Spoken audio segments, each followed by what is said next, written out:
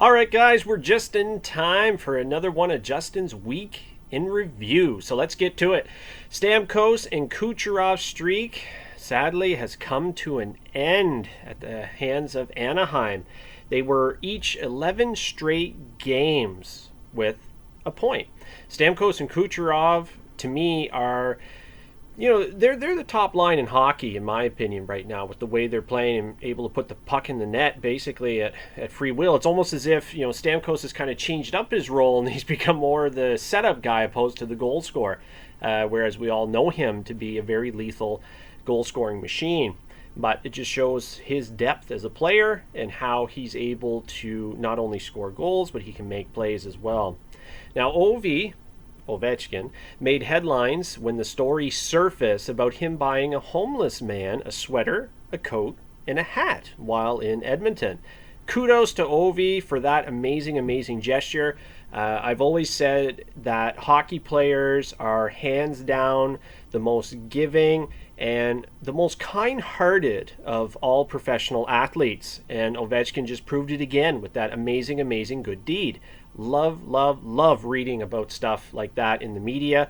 And, it just proves once again that hockey fans were fans of the greatest sport on earth when stuff like that makes the rounds. Now, Ovechkin downplayed the story, saying that, he wasn't doing that in order to get media coverage, that sort of thing. He basically stated in a nutshell that he felt it was the right thing to do. Now, obviously, being from where he is, down in Washington, he's not used to the cold air that you would feel in Edmonton, Alberta, Canada. So, to him, he probably thought, wow, it's really cold out here. This guy needs some clothing. Meanwhile, winter hasn't set in yet, but hey, this guy's going to be that much more prepared, and he has an amazing story to tell with Alexander Ovechkin really opening his arms to him and helping him out. So great outcome there. Kudos to Alexander Ovechkin, and that's just an amazing story. Now, the Arizona Coyotes, they've tied the worst start in history as they currently sit 0-10-1. Ouch. Now, that makes 11 straight losses, and they've tied a record held since 1943-44 by the New York Rangers. So now if Arizona loses their next game, it will be the worst start in history if they go 0-11-1. Could it happen? It's very possible. I feel awful, for Arizona. I feel awful for the fans. I feel awful for Ekman Larson. I mean, that guy is wasting away prime years with Arizona. When his contract's up, if things don't really turn around in Arizona, I could see him wanting to go somewhere else. He's a great defenseman, and right now in Arizona, he's wasting prime years of his career because it doesn't look like Arizona is going to be doing anything of substance for quite some time based on the record that they currently have. I really thought that in the offseason, with a few changes that they made, bringing Tocchet in and that sort of thing, I really thought Arizona would have been that much better, but it's almost as if they regressed, and it's kind of sad to see, unfortunately, for that organization. Phil Kessel scored his 300th goal of his NHL career, so kudos, Phil Kessel, the hot dog eating machine.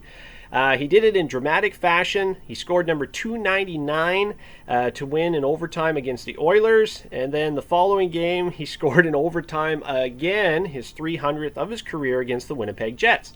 Now, that was basically the perfect outcome for me. I'm a Penguins fan first. Winnipeg Jets are my number 2 team, so at least both teams got at least a point out of that, so I was happy. And I always enjoy when Pittsburgh plays the Jets. And, that was great, for Phil Kessel. He's a great guy. And it seems like he's a player's player. Ryan Reeves recently posted a video via his Twitter. I definitely follow him if you don't already. He's a comical guy. He put up a video of him basically scaring the crap out of Phil Kessel wearing a scary clown mask. He got into Kessel's room before Kessel arrived, waited for him, and then as soon as Kessel opened the door, he jumped out and basically scared the bejesus out of him.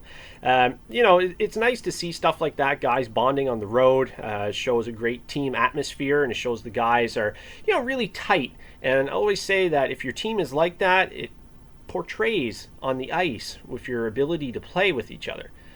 That sounds awful, but you know what I mean, okay? So Vegas are still red hot. They're now on a 5-game win streak, and it just keeps getting better for Vegas. It's unbelievable. Their first goalie, their starter, I should say, Marc-Andre Fleury, he's out with an injury, concussion. Malcolm Subban out with an injury. And it seems like no matter what happens, Vegas just finds ways to win. And it's really a remarkable story for a franchise just coming into the NHL and having this much immediate success. Now, keep in mind, with the expansion draft the way it is today, it's definitely in favor of a new franchise in order to basically build out their roster right from day one. And they have a lot of great talent on the Vegas squad. However, will it last? That is the real question. Will Vegas be able to keep this momentum up as the season progresses? As for now, it's a great story. I classify it as a Cinderella story because a lot of people wrote Vegas off. I was definitely one of those guys. I would have never predicted this in a million years, but it's great to see with a new franchise in order to get all the eyes on you and really generate some buzz moving forward. Kudos to Vegas, and for me personally, I hope it continues for them. I really do. The Devils, they're off to their best start in 24 years, New Jersey. Now, they're currently at 8-2-0. So they're really challenging at the top of the Metropolitan. And for New Jersey and for the years of downtime that they've had as a franchise, I really hope it continues for the New Jersey Devils. And I really hope that they have a phenomenal season this year. Rick Nash hit a milestone this week, playing in his 1,000th NHL game. It's hard to believe Rick Nash has already played 1,000 games. It seems like only a year or two ago I remember this guy getting drafted, but it's amazing how fast the years go by. And he's now played 1,001 games at the time that I filmed this video. He has 418 goals, 356 assists, 774 points on his career. So not so bad.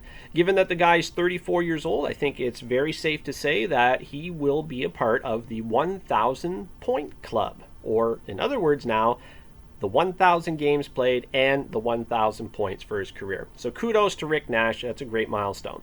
LA, they matched their best start in franchise history with their shutout win over Montreal. They recently beat Montreal 4-0.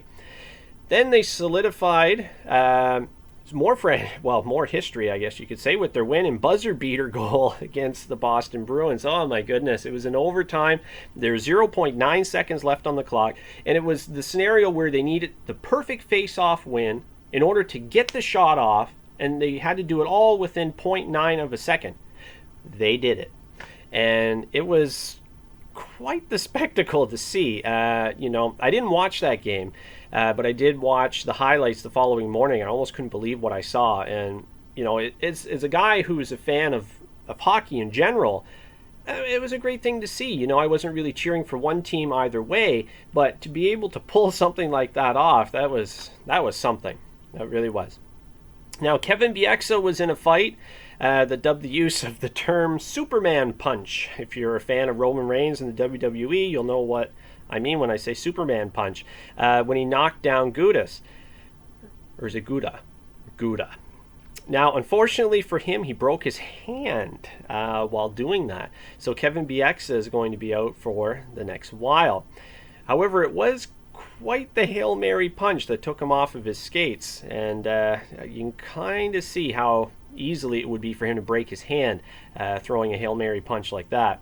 Now, currently there are 92 active injuries in the NHL, so it's down quite a bit from last week, which is nice to see. However, there's still plenty of key injuries that are, definitely not helping their respective teams. And hopefully everybody is able to recuperate quickly. And the one that I'm most anxious for is Marc-Andre Fleury and Jaromir Jagr. I can't wait to see him back with the Calgary Flames and see what he can produce for them. I think this might be Jaromir Jagr's last year. Maybe I'm wrong. I don't know. I just kind of see it, in his face. He hasn't confirmed it vocally, but I just have that feeling that this is going to be his final year. And Marc-Andre Fleury, big fan of him with what he's done with the Pittsburgh Penguins. It's looking like he's going to be back within the next week or two at most. And he's had great success with Vegas in order to start the year.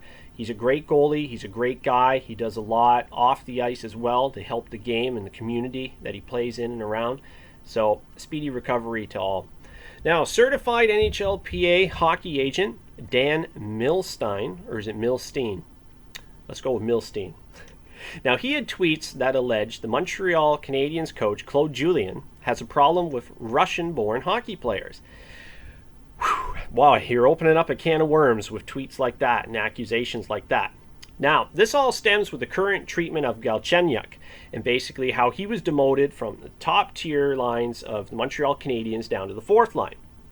Now, it also deals with the summer departures of Radulov, Emelin, Sergachev, and Markov. Now, it looks bad when you have that many Russian players that have now left the team in the offseason, especially since Claude Julien has taken over as the head coach.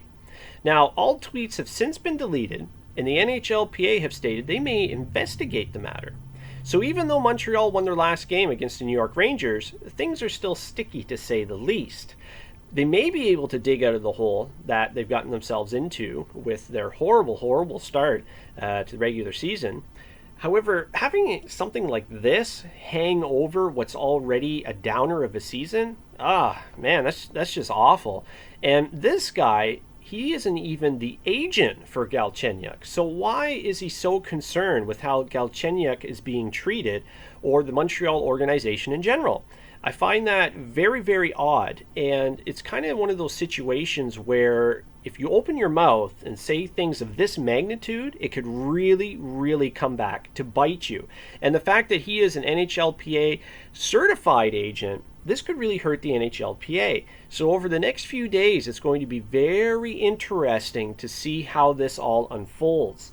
Personally, I think this guy should be fined. He should lose his job or something. You know, speaking out so negatively about a situation involving a player that has absolutely nothing to do with him. So I just don't understand why this individual would do something like this. I think it's stupid, and I think there should be some repercussions here, to be honest. So going over the top three in each division, the Metropolitan. Currently at the top of the list is New Jersey with an 8-2-0 record. With the way they're playing, it's very possible New Jersey could hold on to this spot for the next while unless something drastic changes. Pittsburgh 7-4-1. Columbus behind them 7-4-0. So Pittsburgh, Columbus, just kind of hanging around close to each other, kind of like years past, right? Atlantic, Tampa Bay with 9-2-1. Tampa Bay, man, oh man, compared to last game, that was the first game they lost in a while, but they just look unstoppable. And from what I see at Tampa Bay, they're my pick, to come out of the East. Before the season started, I picked Tampa Bay to come out of the East, and I really think they're going to hold true to that. And personally, I wish Tampa Bay all the success, and a lot of it is because of Stamkos and the injuries he's dealt with over the last several years. I really hope he wins the Art Ross. He wins the Hart, comes back, makes a statement. The guy deserves it after everything he's been through. And second in the Atlantic is Ottawa with a 5-1-5. Whew, that's a lot of overtime games for the Ottawa Senators. And behind them in third is Toronto with a 7-4-0 record. Central, St. Louis at the top of the pack, 9-2-1. Great to see. Not shocking, actually. Colorado in second, 6-5-0. That's a little shocking. But then behind them is Dallas with 6-5-0. So it's as if St. Louis has really separated themselves from the pack, and they kind of given themselves some breathing room at the top of the Central. On to the Pacific. First in the Pacific is the Los Angeles Kings, 9-1-1. Now, last year I said that the Los Angeles Kings were hands down the best team to not make the playoffs. Well, they're proving this year that they will make the playoffs, and they will make some noise. After watching a few games of LA this year, they are a very scary team, and they were last year. And I couldn't really pinpoint what exactly happened with the LA Kings, but they were way too good of a team to not make the playoffs, and I wish them nothing but the best. And I want to see them back in the playoff picture, just because if you're a fan of me, then you know that I have some severe love for Drew Doughty. Hands down my favorite defenseman in the NHL. So anytime LA does well, it means Drew Doughty does well, which means I'm happy. Second in the Pacific is Vegas, 8-1-0. No surprise there. I was just talking about how Vegas has now won 5 straight on home ice, and my goodness, Vegas. That's a story in itself. I could do a video just devoted to Vegas and break down their lineups and how they're doing so well. And this is the biggest surprise. Third in the Pacific is the Vancouver Canucks at 6-3-1. I completely wrote off Vancouver to start this year. I really thought with the changes going on in that organization and with the Sedins getting so much older, I said they're going to be almost in a full-on rebuild mode for the next 3 to 4 years. I didn't anticipate them even making the playoffs this year, or making noise for the playoffs. But wow, they're playing some phenomenal hockey right now, and I completely underestimated them. And kudos to them. I hope it continues. Canadian franchise doing well is always a good thing, I think, for the game of hockey, especially for us raging rabbit Canadians who just want to eat up all the hockey we can. So there you go, guys. That's my week in review. So until next week, take it easy.